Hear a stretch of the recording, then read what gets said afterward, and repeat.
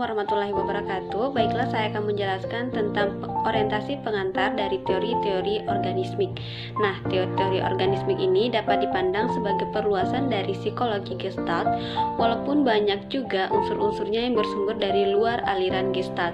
Nah, kalau psikologi Gestalt itu cenderung untuk membatasi perhatiannya pada apa yang ada pada alam kesadaran.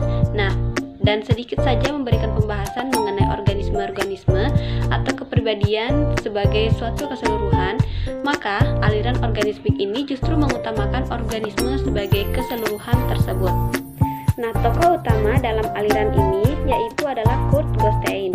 Nah, dari penyelidikan-penyelidikannya dalam lapangan neuropsikiatri, Goldstein memperoleh kesimpulan bahwa setiap simptom yang ditunjukkan oleh pasien tidak dapat dimengerti hanya sebagai suatu akibat dari luka organis atau penyakit tertentu, akan tetapi harus dipahami sebagai suatu keseluruhan.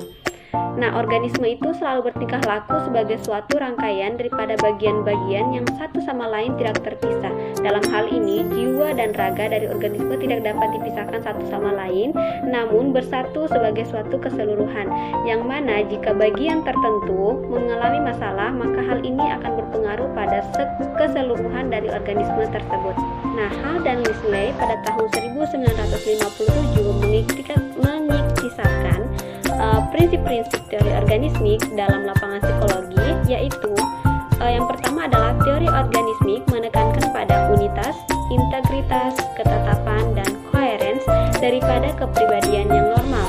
Organisasi adalah keadaan organisme yang normal. Nah, kemudian sedangkan disorganisasi adalah patologis dan biasanya ditimbulkan oleh lingkungan yang menekan atau membahayakan atau oleh anomali-anomali intraorganis. Nah, ikhtisar yang kedua adalah teori organismik bertolak dari organisme sebagai sistem yang terorganisasi menuju ke analisis mengenai bagian-bagian yang membentuk keseluruhan itu. Nah, bagian-bagian tidak dipelajari terpisah dari keseluruhannya, melainkan dipelajari secara keseluruhan.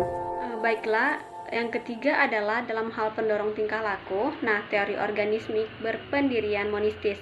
Organisme dalam tingkah lakunya didorong oleh satu pendorong saja, yaitu oleh Goldstein disebut sebagai aktualisasi diri atau realisasi diri. Nah, yang keempat adalah walaupun tidak menganggap individu sebagai sistem yang tertutup, namun teori organismik berpendapat bahwa dalam perkembangan organisme, potensi-potensi inherent lebih menentukan daripada faktor-faktor lingkungan. Nah, di sini organisme akan memilih yang mana lingkungan di mana dia bisa beradaptasi dalam lingkungan tersebut.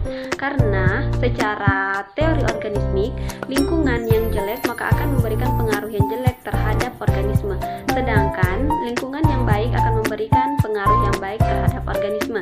Yang kelima adalah teori organismik menggunakan prinsip-prinsip aliran Gestalt, akan tetapi beranggapan bahwa aliran Gestalt masih mengandung kelemahan karena mengisolasikan fungsi-fungsi organisme dari organismenya. Jadi, menurut teori organismik, psikologi Gestalt menganggap yang merupakan keseluruhan itu adalah fungsi-fungsi organisme. Sedangkan menurut teori organismik, yang merupakan keseluruhan adalah justru organismenya sendiri. Dengan kata lain, teori organisme ini memperluas atau menyempurnakan teori dari Gestalt. Nah, kemudian yang keenam adalah teori organismik berpendapat bahwa orang akan lebih banyak mencapai hasil kalau mempelajari satu pribadi secara menyeluruh dan mendalam daripada mempelajari secara luas fungsi-fungsi psikologis yang diabstraksikan dari jumlah besar individu. Nah, dengan hal demikian itu, maka teori organismik lebih populer di kalangan psikologi klinis daripada di kalangan psikologi eksperimental. Nah, demikianlah prinsip-prinsip yang mendasari teori organismik yang diikuti oleh sejumlah tokoh psikologi di Amerika Serikat. Nah, jadi tokoh-tokoh utama aliran ini adalah Kurt Goldstein, Anders Aniel, Abraham Maslow, Paul Scott Lecce. Di antara keempat tokoh itu yang akan dikemukakan pendapatnya dalam hal ini adalah Goldstein dan Aniel. Assalamualaikum warahmatullahi wabarakatuh. Baiklah, saya di sini akan melanjutkan materi saya, yaitu mengenai teori Goldstein. Yang B, teori Goldstein. Yang pertama itu ada riwayat Goldstein. Kurt Goldstein dilahirkan di Silesia pada tahun 1878 dan mendapat ijazah dokter dari Universitas Breslau pada tahun 1903. Setelah itu, belajar pada tokoh-tokoh terkenal dalam ilmu kedokteran, dan setelah itu diangkat sebagai dosen dan petugas research di klinik psikiatris Königsberg. Selama menjabat kedudukan itu, atau selama 8 tahun, dia banyak melakukan research dan menulis, sehingga pada umur 36 tahun, dia telah diangkat sebagai guru besar dalam mata kuliah neurologi dan psikiatri. Merangkap sebagai Direktur Lembaga Neurologi Universitas Frankfurt. Selama Perang Dunia Pertama, Goldstein menjabat Direktur Rumah Sakit Militer untuk penderita luka otak, dan di sini dia merintis penyelidikan mengenai akibat luka-luka otak itu. Kemudian pada tahun 1930, dia pindah ke Universitas Berlin dan menjadi guru besar dalam neurologi dan psikiatri, dan merangkap sebagai Direktur Departemen Psikiatri dan Neurologi Rumah Sakit Moabit. Kemudian pada tahun 1933, dia melepaskan jabatan-jabatan tersebut dan pindah ke Amsterdam. Di sanalah dia menyelesaikan karyanya yang terutama yaitu Der Aufbau des Organismus. Kemudian, Goldstein bermigrasi ke Amerika Serikat pada tahun 1935 dan bekerja di lembaga psikiatri di New York selama 1 tahun. Selanjutnya, dia menjabat sebagai kepala laboratorium neurofisiologi di Rumah Sakit Montefiore dan guru besar klinis dalam neurologi di Universitas Columbia. Selama masa ini, dia memberi kuliah psikopatologi pada Departemen Psikologi Universitas Columbia dan diundang untuk memberikan kuliah di Harvard yang naskahnya diterbitkan dengan judul Human Nature in the Light of Psychopathology pada tahun 1940. Kemudian selama Perang Dunia Kedua, dia menjadi guru besar klinis dalam neurologi dan sehabis perang membuka praktek di New York.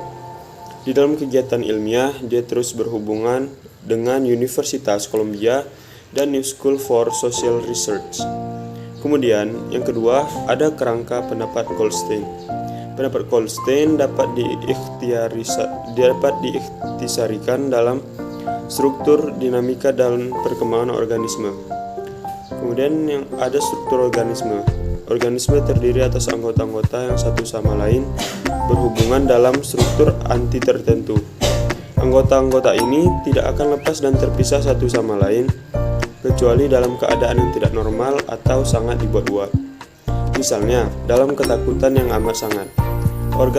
Organisasi pokok daripada berfungsinya organisme yaitu bentuk atau gestalt, figure, dan dasar. Suatu bentuk yaitu setiap proses yang timbul dan muncul dari suatu dasar yang merupakan latar belakangnya. Misalnya kalau orang melihat suatu objek dalam kamar, maka objek itu adalah bentuk gestaltnya, sedangkan keadaan kamar yang lain adalah latar belakangnya. Kalau orang berbuat, maka gestaltnya adalah perbuatan yang pokok, sedangkan latar belakangnya adalah perbuatan-perbuatan yang lainnya yang juga dikerjakan pada waktu itu. Misalnya, kalau orang membaca, maka membaca itulah gestaltnya. Kemudian sedangkan perbuatan-perbuatan lainnya seperti misalnya merokok, mengaluh, lalat, menggigit pensil, dan sebagainya, itu bersifat wajar kalau menunjukkan pilihan si pribadi sendiri dan bila tingkah laku yang dijalankan bersifat teratur, fleksibel, dan sesuai dengan situasi. Selanjutnya, Goldstein membedakan 3 macam tingkah laku, yaitu yang pertama, ada perbuatan sekehendak, yaitu aktivitas yang dilakukan secara sadar. Kemudian yang kedua, ada sikap yang mencakup perasaan, suasana hati, dan lain-lain pengalaman batin. Kemudian yang ketiga itu ada proses, yaitu fungsi-fungsi jasmaniah yang hanya dapat dihayati secara tak langsung. Pembedaan struktural yang lain yang dilakukan oleh Goldstein adalah pembedaan antara tingkah laku konkret dan tingkah laku abstrak. Tingkah laku konkret ini berupa bereaksi terhadap perangsang dengan cara yang otomatis atau langsung. Sedangkan tingkah laku abstrak adalah aksi terhadap perangsang oleh organisme. Misalnya, kalau seseorang menghadapi suatu perangsang, ia akan bertingkah laku konkret jika sekiranya ia bereaksi terhadap perangsang tersebut, sebagaimana pada waktu itu. Sedangkan jika ia bertingkah laku abstrak, jika sekiranya dia berpikir tentang pola perangsang itu apa artinya, bagaimana hubungannya dengan hal-hal lain, bagaimana perangsang tersebut dapat digunakan, apakah isi pengertian mengenainya. Jadi, perbedaan antara tingkah laku konkret dan tingkah laku abstrak adalah perbedaan antara reaksi langsung terhadap perangsang dan reaksi terhadap perangsang tersebut setelah memikirkannya. Selanjutnya saya akan menjelaskan tentang dinamika organisme. Dinamika organisme ini terdiri dari 3 bagian, yaitu yang pertama ada proses ekualisasi, yang kedua ada aktualisasi diri, dan yang ketiga ada perjumpaan dengan lingkungan. Proses ekualisasi, Goldstein merumuskan bahwa banyaknya energi dalam organisme adalah tetap atau konstan dan cenderung untuk terbagi rata pada seluruh organisme. Nah, tujuan pribadi yang normal dan sehat menurut Goldstein bukan hanya sekedar melepaskan diri dari tegangan, melainkan membuatnya dengan seimbang. Prinsip ekualisasi ini yang menerangkan ketepatan dan keteraturan tingkah laku dalam menghadapi lingkungan. Nah, selanjutnya aktualisasi diri.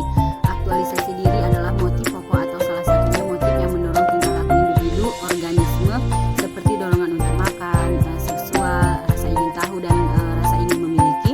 Walaupun aktualisasi diri adalah gejala yang universal, akan tetapi tujuan akhir yang dituju berbeda-beda disebabkan karena orang-orang memiliki berlainan potensi.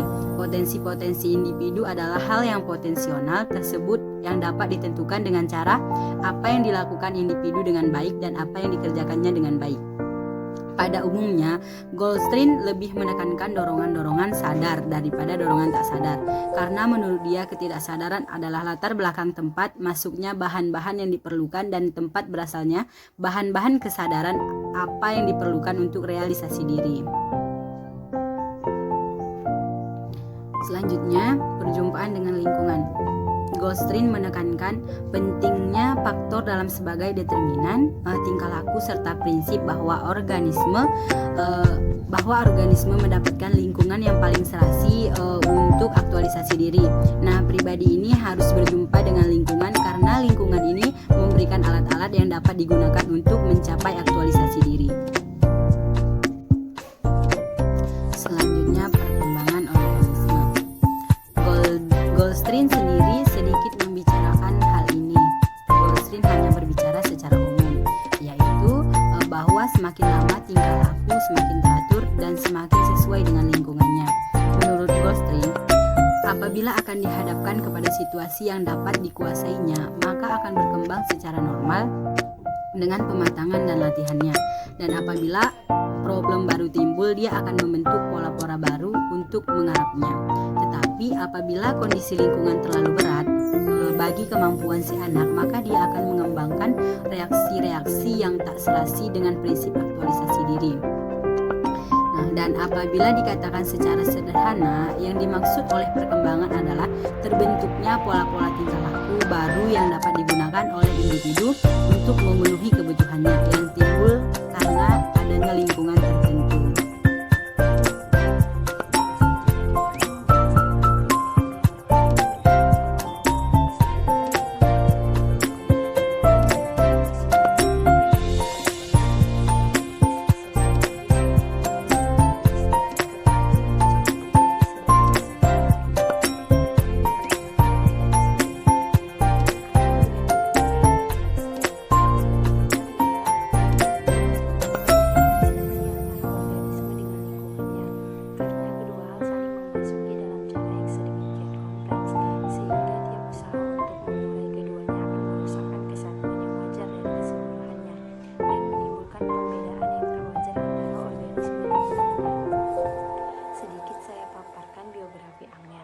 Jadi Angel juga berasal dari Eropa seperti Goldstein. Dia pernah belajar di Universitas Mina dan memperoleh gelar doktor dalam filsafat pada tahun 1927. Dia juga pernah mendapat gelar dalam ilmu kedokteran pada tahun 1932. Karyanya yang terutama adalah Foundation for the Science of Personality pada tahun 1939.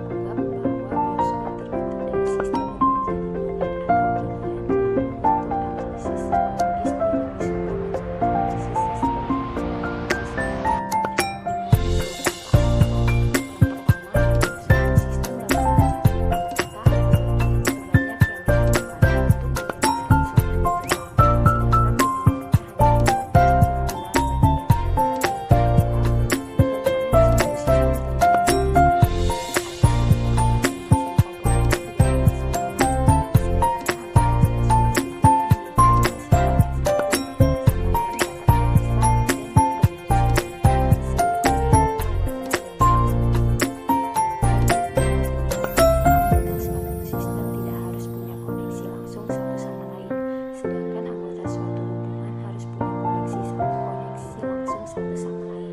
Sistem biosfer dapat digunakan menurut sifat pokoknya, yaitu yang pertama taraf plastisitasnya, yang kedua taraf diferensiasinya, yang ketiga kelengkapannya dan posisinya. Kemudian yang terakhir ada dimensi struktur kepribadian. Dalam biosfer ada 3 dimensi pokok, yaitu yang pertama dimensi vertikal, yang kedua dimensi progresif, yang ketiga dimensi transverse. Selanjutnya ada diri simbiosis. Manusia mampu membentuk pengertian mengenai dirinya sendiri sebagai organisme. Menurut Angel, hal ini dimungkinkan karena kebanyakan proses organis dapat disadari. Yang pertama ada dinamika biosfer. Dinamika biosfer terjadi karena adanya energi di dalamnya. Energi itu diberikan oleh tegangan yang dibuat taraf bentuk pada organisme. Sedangkan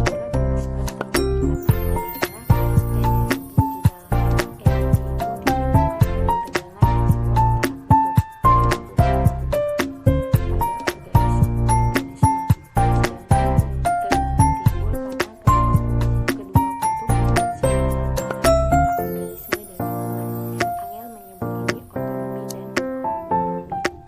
Jalan ke arah otonomi terdiri atas ekspansi individu dengan jalan mengasimilasikan dan menguasai lingkungan, sedangkan jalan homonomi ke arah yang mendorong pribadi untuk menyesuaikan diri dengan lingkungan dan berpartisipasi pada hal yang lebih luas.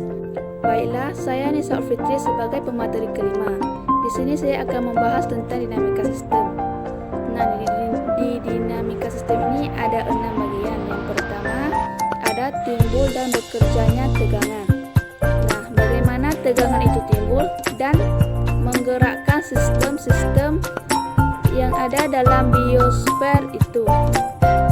Hal inilah yang merupakan dinamikanya sistem.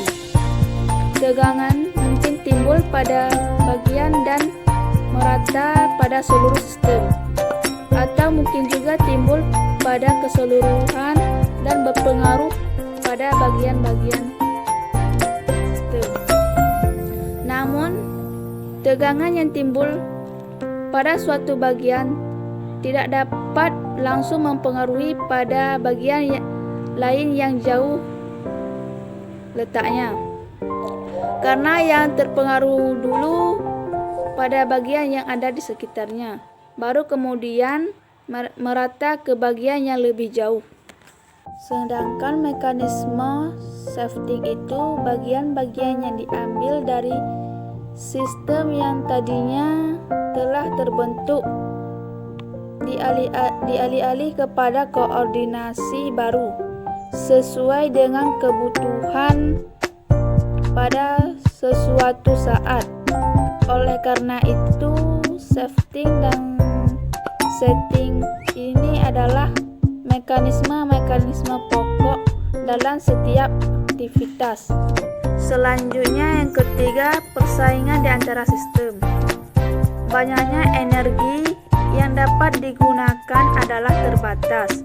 Karena itu, walaupun mekanisme shifting dan setting itu membawa efisiensi yang sebesar-besarnya, namun terjadi semacam persaingan di antara sistem yang satu dengan yang lain. Apabila bagian yang sama pada waktu yang bersamaan diperlukan oleh lebih dari satu sistem. Selanjutnya ada segregasi sistem.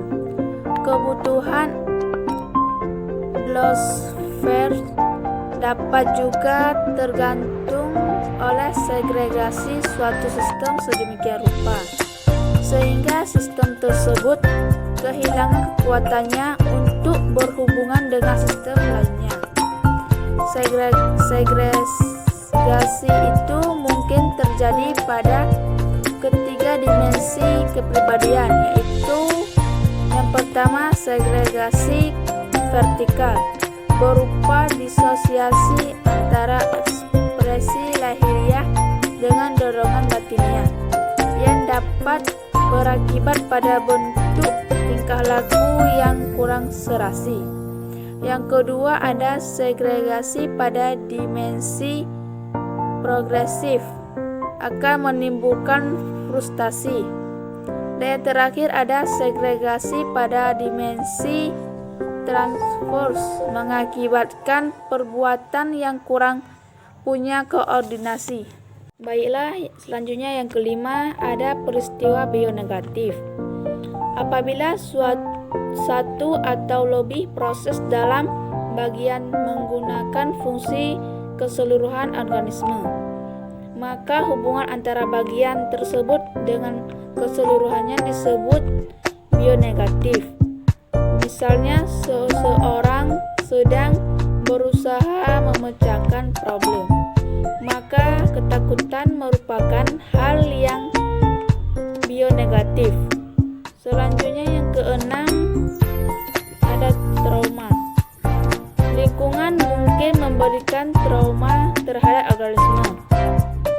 Oleh karena itu, trauma itu mungkin membawa pengaruh yang menguntungkan, misalnya merangsang perkembangan, dan juga mungkin pula membawa pengaruh yang merugikan. Selanjutnya, perkembangan kepribadian. Agial tidak mengajukan teori belajar untuk mengembangkan kepribadian. Maka perkembangan kepribadian dijelaskan sebagai berikut. Yang pertama, kepribadian dipandang sebagai gestalt temporal. Yang kedua, manusia mempunyai rangsangan hidup. Dan yang terakhir, perkembangan dalam pembentukan pola yang kuat. Sekian dari